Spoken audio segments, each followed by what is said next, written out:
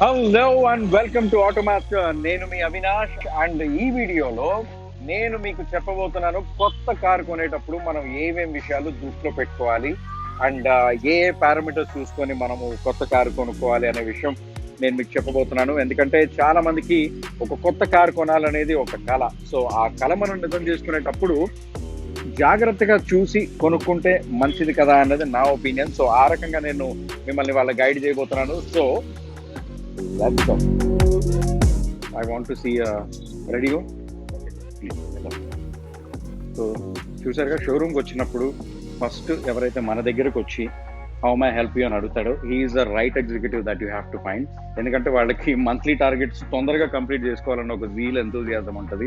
So అట్లాంటి క్యాండిడేట్ని మనం పట్టుకున్నట్టయితే యూ కెన్ ఆల్వేస్, అంటే మనం నెగోషియేట్ చేసుకోవడానికి కానీ డిస్కౌంట్ అడగడానికి బాగుంటుంది. కొంతమంది ఉంటారు దూరంగా టేబుల్ మీద వచ్చి ఎవడో వచ్చినట్టున్నాడు అన్నట్టుగా చూసుకుంటారు కదా, వాళ్ళ జోలికి వెళ్ళకండి. ఎవరైతే మన దగ్గరకు వచ్చి ఏం కావాలని అడుగుతారో is the right person. So pick that kind of an executive and వాళ్ళతో కూర్చొని డీటెయిల్స్ తెలుసుకోండి. ఓకే, సో ఎస్వివి నాగరాజు గారు మీ టై చాలా బాగుందండి. ఒక్క నిమిషం చెవులు మూసుకోండి, రెండు చెవులు మూసుకోండి సార్. సో ఆయన వినకూడదని చెప్తున్నా. ఎప్పుడైనా మనం షోరూమ్కి వచ్చినప్పుడు ఎగ్జిక్యూటివ్తో పాటు కూర్చొని ఉన్నప్పుడు ఏదో ఒక కాంప్లిమెంట్ వాళ్ళకి పే చేయండి. వాళ్ళ టై బాగుందనో, షర్ట్ బాగుందనో, ఆయన నవ్వు బాగుందనో, అది ఫేక్ అయి ఉండొచ్చు. బట్ ఊరికి అలా కాంప్లిమెంట్ పడేసాం అనుకోండి, మొహమాటం కొద్దీ మీరు అడిగినంత డిస్కౌంట్ ఇచ్చే అవకాశం ఉంటుంది. తీసేయండి, ఏం వినలేదుగా. మనం కొత్త కార్ కొనాలి అని ఫిక్స్ అయినప్పుడు ముందుగా మన బడ్జెట్ ఏంటో మనం దృష్టిలో పెట్టుకోవాలి. ఎందుకంటే ఇప్పుడు షోరూమ్కి వెళ్ళినప్పుడు మనం అనుకున్న కార్ కాకుండా దాని హైయర్ వేరియంట్ చూసి టెంప్ట్ అయ్యే అవకాశాలు ఉంది. బట్ స్టిల్ ఏంటనేసి మనం ముందు మన బడ్జెట్ని దృష్టిలో పెట్టుకుంటే అది మనకి ఎప్పటికైనా సేఫ్. ఎందుకంటే డౌన్ పేమెంట్ పరంగా కానీ, ఈఎంఐ పరంగా కానీ, ప్రతి నెల లోన్లు కట్టుకునే విషయంలో కానీ అది చాలా చాలా కంఫర్టబుల్గా ఉంటుంది. ప్రతి నెల అరే మా 5,000 యాడ్ చేసేస్తా, వచ్చే నెల ఇస్తా అని అడుక్కోవడం కంటే ఓకే, మన పరిధిలో మనం ఎంతైతే కట్టుకోగలమో ఈఎంఐ, అట్లాంటి కార్ తీసుకోవడం అనేది ఇట్ ఈస్ ఆల్వేస్ బెటర్. ముందుగా మనం ఒక పర్టికులర్ బడ్జెట్ అనుకున్నప్పుడు, సపోజ్ మనం ఇట్లాంటి ఒక హ్యాచ్ బ్యాక్ కార్ తీసుకోవాలి అనుకున్నాం అనుకోండి. సో వీటి బడ్జెట్ దాదాపు 2 లక్షల నుంచి 6 లక్షల రూపాయల వరకు ఉంటుంది. సో మనం ఏ వేరియంట్ తీసుకుంటున్నాం, మన రిక్వైర్మెంట్స్ ఏంటి అనేది ముందుగా మనం బేరీజ్ వేసుకోవాలి. And at the same time ఏ బ్రాండ్ కారు కొనాలనుకుంటున్నాం, ఎందుకు కొనాలనుకుంటున్నాం is very very important. So మన రిక్వైర్మెంట్ ఏంటనేది ముందు మనం ఫిక్స్ అయితే దాన్ని బట్టి ఆ పర్టికులర్ ప్రైస్ రేంజ్లో ఎన్ని బ్రాండ్స్ ఉన్నాయి అండ్ అందులో మనకి ఏ బ్రాండ్ బెస్ట్, ఏ కార్ అయితే మనం అఫోర్డబుల్గా మనకి కంఫర్టబుల్గా ఉంటుంది అనేది మనం చూసుకోవాలి. మనం ఏ బ్రాండ్ కార్ కొనుక్కోవాలి అన్నది ఫిక్స్ అయిన తర్వాత మనం షోరూమ్కి వచ్చాక మనకి 4-5 ఆప్షన్లు ఉంటాయి. So one is the base model, okay, and one is the mid variant, one is the high-end variant, and the other one is the automatic. So base variant is like సస్తే మే బడపన్న అంటారు Hyderabad. So అలాంటిది అనమాట. ఏంటనేసి అంటే మనకి ఒక economical ప్రైస్లో వస్తుంది and basic features ఏవైతే ఉంటాయో అవి ఉంటాయి. అంతేగాని హంగులు ఆర్భాటాలు ఏముండవు. ఒక కొత్త కార్ అంటే ఒక కొత్త కార్ లాగా ఉంటుంది, యూటిలిటీ వాల్యూ ఉంటుంది. సో మిడ్ వేరియంట్లో ఏంటనేసి అంటే మనకి కొన్ని ఫీచర్స్ యాడ్ అవుతాయి. టాప్ అండ్ వేరియంట్లో మనకి ఇంకా కొన్ని ఫీచర్స్ యాడ్ అవుతాయి. And manual and automatic transmissions రెండు ఉంటాయి. ఈ మధ్య ఎక్కువ మంది they are preferring auto transmission అనమాట. సో ఆటో ట్రాన్స్మిషన్లో కూడా మనకి మిడ్ వేరియంట్ హ్యాచ్ బ్యాక్ల్లో చాలా తక్కువగా ఉంటాయి. మోస్ట్లీ టాప్ అండ్ మోడల్స్లోనే ఎక్కువ వస్తాయి. మన బడ్జెట్ని బట్టి, మన రిక్వైర్మెంట్ని బట్టి మనం ఏదైతే అఫోర్డ్ చేయగలమో అది తీసుకోవడం అనేది చాలా అవుతుంది. సో ఇక్కడ మనకి ఎక్స్ షోరూమ్ ప్రైస్ అనేది ఉంటుంది. ఎక్స్ షోరూమ్ ప్రైస్లో మనకి ఇన్సూరెన్స్ కానీ, ఆర్టీఏ ఛార్జెస్ కానీ, ఫాస్ట్ ట్యాగ్ కానీ, లైఫ్ ట్యాక్స్ కానీ ఇవేమీ కూడా ఇంక్లూడ్ అయి ఉండవు అనమాట. అండ్ ఫైనల్గా లాస్ట్లో మనం చూసుకున్నట్టయితే మనకి ఆన్ రోడ్ ఛార్జెస్ పడతాయి. అండ్ ఈ ఆన్ రోడ్ ఛార్జెస్ అనేది it depends from state to state అనమాట. సో మనం ఏ కార్ కొనాలనుకుంటున్నామో ఆ కార్కి సంబంధించిన బ్రౌచర్ అనేది షోరూంలో మనకి అవైలబుల్గా ఉంటుంది డెఫినెట్గా. సో రాగానే మనం చేయాల్సిన పని ఏంటంటే ఈ బ్రౌచర్ ఒకసారి తీసుకుని వెనకాల ఈ బ్రౌచర్ లోపల మన కార్లో ఉన్న ఫీచర్స్ అన్నీ ఉంటాయి. సో ఈ బ్రౌచర్ని మనం చాలా క్షుణ్ణంగా పరిశీలించడం అనేది చాలా ఇంపార్టెంట్. ఎందుకంటే ఏ మోడల్లో ఏ ఫీచర్స్ ఉన్నాయి, ఏ ఫీచర్స్ లేవు అనేది ఈ బ్రౌచర్లో మనకి క్షుణ్ణంగా తెలుస్తుంది. కాబట్టి దీన్ని మనం జాగ్రత్తగా చూసుకుని దీన్ని బేస్ చేసుకుని మనం ఏ మోడల్కి వెళ్ళాలి, బేస్ మోడల్కి వెళ్ళాలా, మిడ్ వేరియంట్కి వెళ్ళాలా, హై వేరియంట్కి వెళ్ళాలా అనేది మనం డిసైడ్ చేసుకోవచ్చు.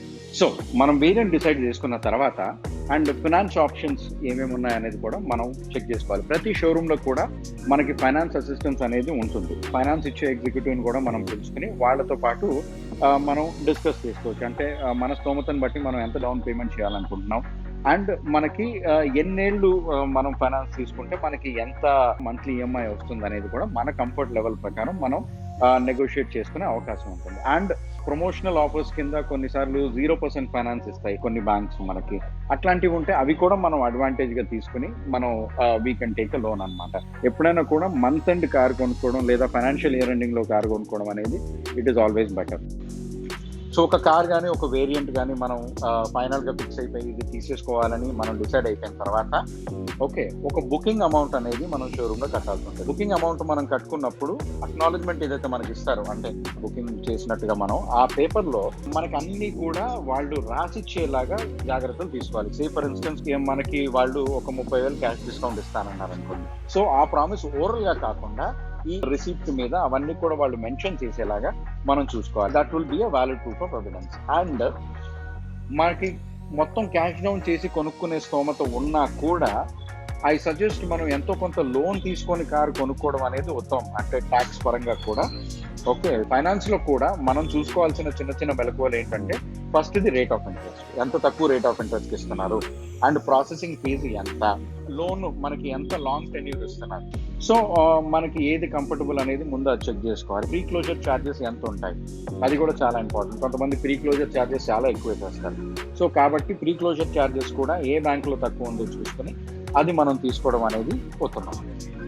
సో ఫైనాన్స్ డాక్యుమెంట్స్ అనేవి అప్రూవల్కి పంపించడానికి మనం షోరూమ్ వాళ్ళకి సబ్మిట్ చేయాల్సిన డాక్యుమెంట్స్ ఏంటి?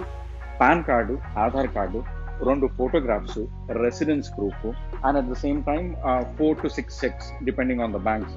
ఓకే, మన 6 నెలల బ్యాంక్ స్టేట్మెంటు అండ్ 3 నెలల ఐటీ రిటర్న్స్. లోన్ అప్రూవల్కి కావాల్సిన డాక్యుమెంట్స్ అన్ని మనం సబ్మిట్ చేసిన తర్వాత మనకి బ్యాంక్ వాళ్ళ దగ్గర నుంచి ఒక కమ్యూనికేషన్ వస్తుందన్నమాట, మీ లోన్ అప్రూవ్ అయిపోయింది అని.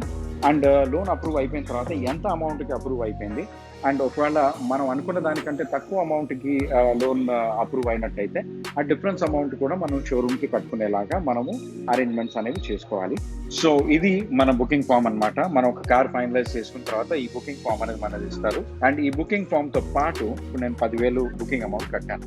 సో దీనికి సంబంధించి వీళ్ళు ఈ రిసిప్ట్ ఇస్తారనమాట. మనం ఏ కార్ అయితే బుక్ చేసుకున్నామో ఆ కారు, వేరియంట్, కలరు, అవన్నీ డీటెయిల్స్ కూడా ఈ క్యాష్ రిసిప్ట్లో మనకు ఉంటాయన్నమాట.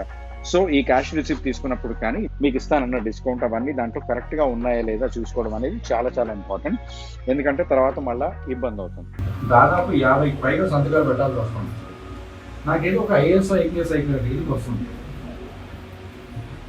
వీళ్ళు మన ఆస్తి కాగితాలు కూడా మధ్యలో పెట్టకుండా ప్రతి ఒక్క కాగితాన్ని మీరు క్షుణ్ణంగా పరిశీలించడం అనేది చాలా మంచిది. ఇలాగ ఒక 4 బ్లాంక్ చెక్లు మన అకౌంట్లో ఇవ్వాలన్నమాట. నా జీవితంలో ఎప్పుడో ఒకసారి బ్లాంక్ చెక్ ఇలా ఎవరికైనా ఇవ్వాలనేది ఒక కోరిక ఉందండి. ఆ కోరిక కూడా ఇవ్వాలని రాసుకోండి, మీకు ఎంత అమౌంట్ రాసుకోవాలి. సో మీరు ఇష్యూ చేసిన డేట్లు ఏవైతే చెక్స్ ఏవైతే ఉంటాయో ఫైనాన్స్ డిపార్ట్మెంట్ వాళ్ళకి షోరూంలో, సో దాన్ని మీరు క్రాస్ చేసి సంతకం పెట్టి వాళ్ళు పైన పే మీద ఏమి రాస్తున్నారు అనేది మీరు జాగ్రత్తగా గమనించుకొని, వాళ్ళు అందులో రాసే ఈఎంఐ అమౌంట్ మీకు వాళ్ళు ప్రింటెడ్ అగ్రిమెంట్లో ఇచ్చిన ఈఎంఐ అమౌంట్ ఒకటే ఉండేలాగా చూసుకోండి.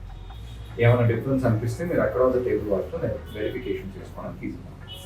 సో ఇది నా ఫస్ట్ ఈఎంఐ చెక్ అనమాట. నా అకౌంట్లో ప్రజెంట్ అయిపోయే ఫస్ట్ ఈఎంఐ చెక్. సో దీని మీద డేట్ ప్రతి నెల 5వ తారీఖు 1st to 10th లోపల కనుక వీళ్ళు లోన్ డిస్బర్స్ చేసినట్టయితే మనకి ప్రతి నెల 5వ తారీఖు మనకి డ్యూ డేట్ వస్తుందంట. ఆ 10వ తారీఖు నుంచి 26వ తారీఖు వరకు మనం ఏదైతే లోన్ డిస్బర్స్ చేస్తారో సో దానికి 10వ తారీఖు డ్యూ డేట్ వస్తుందంట ప్రతి నెల.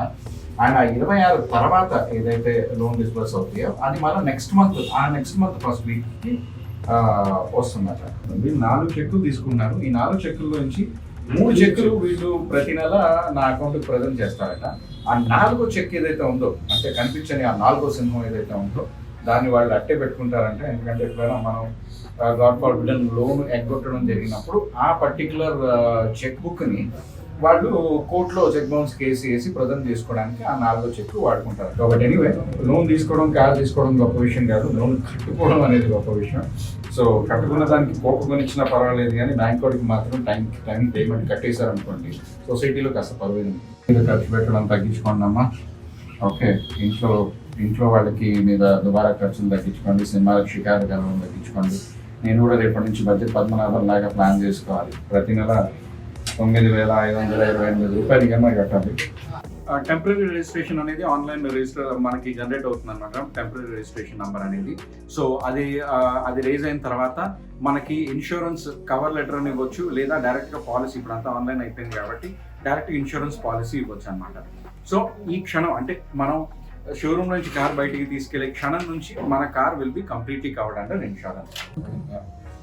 సో టోటల్గా నేను కట్టిన 10,000 రూపాయలు బుకింగ్ అమౌంట్ కాకుండా నేను ఎంచుకున్న యాక్సెసరీస్కి కానీ మొత్తం ఈ ఫైనాన్స్ అడ్జస్ట్మెంట్స్ ఇవన్నీ పోను, నేను ఇంకా 1,02,000 చిల్లర వీళ్ళకి ఇప్పుడు డౌన్ పేమెంట్ కట్టేశానమాట. సార్ స్టార్ట్ చేద్దాం, ఇవ్వడానికి చేయరావటం లేదు. సో తీసుకుని మళ్ళీ ఇచ్చేస్తారు, అండ్ డౌన్ పేమెంట్ తీసుకుని మళ్ళీ వెనక్కి ఇచ్చేస్తారంట. ఓకే, సో మీరు ఎవరైనా కానీ మీ డౌన్ పేమెంట్ మీకు వెనక్కి రావాలంటే ఆయన కన్సిడర్ చేయండి, తీసుకుని ఇలా ఇచ్చేస్తారు. సో ఫైనలీ ఫైనాన్స్ ప్రాసెస్ అయిపోయింది అండ్ ఆర్టీఏ ప్రాసెస్ అయిపోయింది. It's time to unveil my day.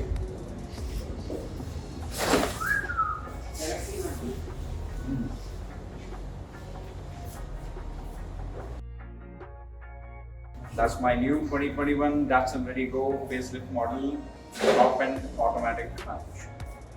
ఇస్తారు ఆ వెల్కమ్ కిట్ మన కార్కి సంబంధించినవన్నీ కూడా ఎగ్జిక్యూటివ్ మనకి ఎక్స్ప్లెయిన్ చేస్తారు. చేసిన తర్వాత ఇప్పుడు వీళ్ళకి మనం ఒక మాస్టర్ రేంజ్లో వీళ్ళకి మనం ఫీడ్బ్యాక్ ఇవ్వాల్సి ఉంటుంది అనమాట. ఈ ఫీడ్బ్యాక్ అనేది సబ్మిట్ తీసుకుంటారు. ఓకే, సో నేను ఇప్పుడు స్కూల్ ప్రిన్సిపల్ని దీనికి మార్క్స్ ఇవ్వబోతున్నాను అనమాట. సో ఇక్కడ ఎక్సలెంట్, గుడ్, పూర్ అని 3 ఉన్నాయి. సో ఎక్సలెంట్ పెట్టాను. I think I given my honest feedback. మీరు కూడా ఆనెస్ట్ ఫీడ్బ్యాక్ ఇవ్వండి, ఎందుకంటే ఏమైనా డిఫరెన్సెస్ ఉంటే వాళ్ళు they will always improvise on it. But anyway, thank you so much Nagaraj garu. From the start to the end మీరు చక్కగా అన్ని ఎక్స్ప్లెయిన్ చేసి చాలా పేషెంట్గా మీరు ప్రామిస్ చేసినవన్నీ కూడా ఇచ్చి లైక్ నా కార్ బైక్ ఎక్స్పీరియన్స్ చాలా బ్యూటిఫుల్ చేశారు. Thank you so much and all the best. ఇలాంటి కొన్ని ఎవరు కవర్ చేయని కొన్ని యునిక్ కాన్సెప్ట్స్ మనకి ఆటోమాస్టర్లో మీరు ఎక్స్పీరియన్స్ చేయొచ్చు. So for that all you have to do is like, share and subscribe to Automaster and see you in another brand new episode of Automaster with a new concept or a new video about a new car or a bike. Until then, this is Avinash signing off. First car delivered.